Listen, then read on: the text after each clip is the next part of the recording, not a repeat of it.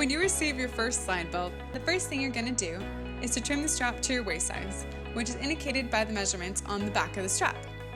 We recommend cutting 2 inches longer than your waist at first, just to be safe, because different brands of pants vary in sizing. Then you can try it on, and if needed, repeat the process to trim it shorter.